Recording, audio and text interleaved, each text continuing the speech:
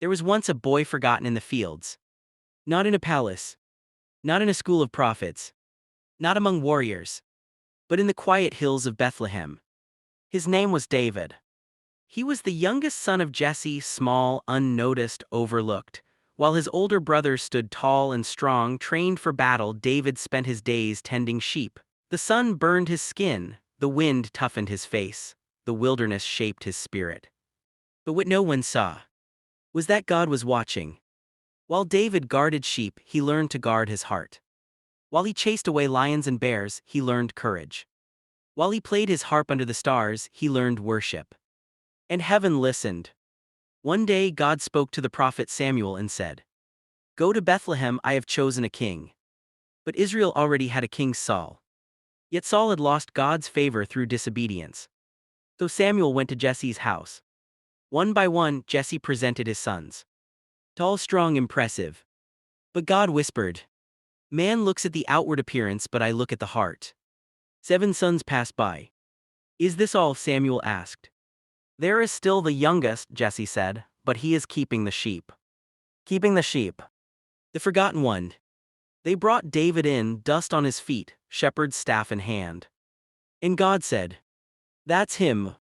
In that small room, oil was poured on a shepherd boy's head. And destiny shifted. But here is the powerful truth: David was anointed king. Yet he did not become king immediately. He went back to the fields.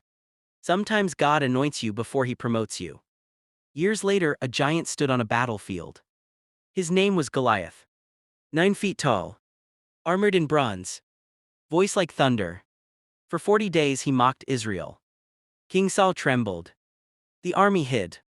Fear filled the valley. Then a shepherd boy arrived with bread for his brothers. David heard the giant's insults, and something inside him burned. "Who is this uncircumcised Philistine," he said, "that he should defy the armies of the living God?" They laughed at him.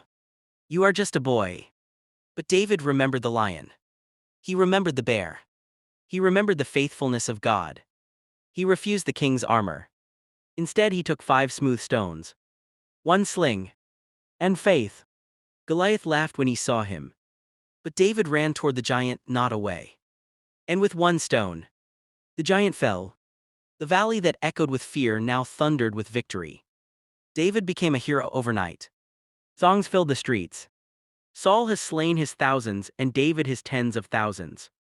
But praise can turn into jealousy. Saul grew afraid of David. The same king who once welcomed him now wanted him dead. David ran. From caves to wilderness. From hiding places to deserts. He lived as a fugitive. But here is what makes David remarkable. Even when he had the chance to kill Saul and take the throne, he refused. "I will not touch the Lord's anointed," he said. David chose honor over revenge. Time passed. Battles were fought. Saul eventually died. And finally, David became king. He ruled Israel with courage and wisdom. He brought the Ark of God back to Jerusalem. He danced before the Lord with all his might, unashamed, unfiltered, fully devoted. But David was not perfect. One evening, when kings were meant to be at war, David stayed behind. He saw a woman named Bathsheba bathing. Desire led to sin. Sin led to deception. Deception led to tragedy. The mighty king had fallen.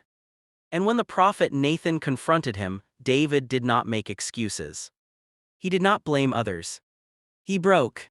He wept. He repented. Out of that brokenness came one of the most powerful prayers ever written, words that still echo today in the book of Psalms. "Create in me a clean heart, O God." David understood something many people miss. It's not about never falling. It's about returning to God when you do. The Bible calls David a man after God's own heart. Not because he was flawless, but because he was faithful in repentance. Because he worshipped in valleys. Because he trusted in giants. Because he honored God in private before he was honored in public. From shepherd to giant killer. From fugitive to king. From sinner to worshiper. David's life tells us this.